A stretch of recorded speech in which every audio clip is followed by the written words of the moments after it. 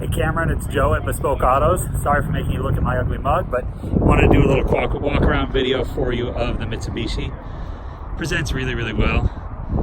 No real substantial flaws in the paint. It's not a perfect paint job, but it's pretty good. You can see that over time, the finish on the bumper cover, which is a different material obviously than the body, has faded differently. It also has clear mask on it everywhere.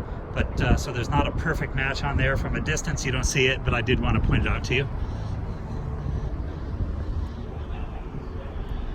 The paint has really good sheen. No big imperfections anywhere. The owner had showed me a couple little spots where the paint was less than perfect. I think there's one on one of the A pillars, or so the B pillars. Yeah, you too. Thank you, Sean.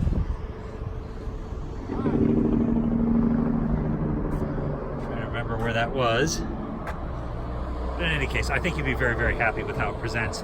Inside, I want to show you the areas that show just a little bit of wear, you know, way less than you would think for 192,000 miles, but it's there.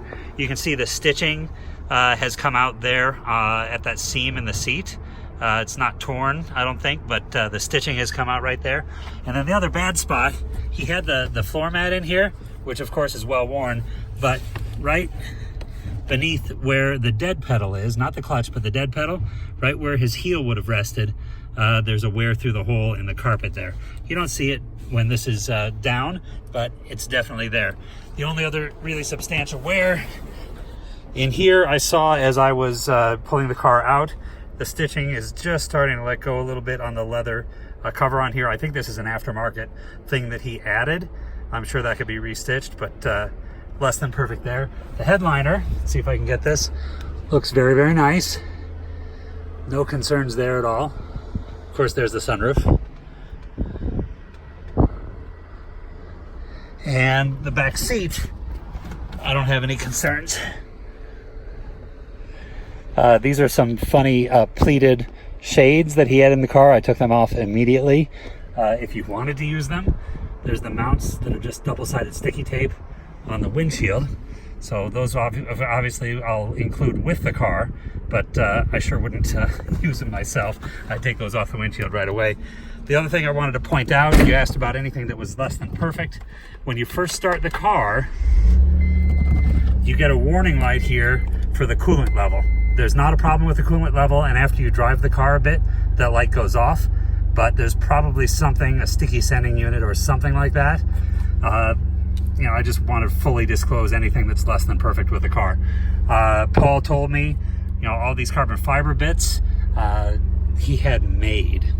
I kind of find that a little hard to believe, but he said all these carbon fiber pieces were custom made for the car, and it's real carbon fiber is what it looks like. It's not, you know, the vinyl that you'd overlay today. It does have the boost controller here. I've not messed with it at all. It's not making silly boost, but the boost controller's here where the vent used to be, and it also has a turbo timer. So when I shut the car off, oh, it shut itself off. Let's see. I don't know what the variables are here. Okay, so there's the turbo timer. Well, maybe because I left it idling. So every other time when I've moved the car, let's see here. I'm gonna move back. That was 6th gear, not reverse, my fault. Now I'm gonna shut off the car. And see, now he has it set for a 10-second turbo timer. So the car ignition is off right now, but the car runs for another 10 seconds to circulate that oil through the turbo, and then it shuts itself off.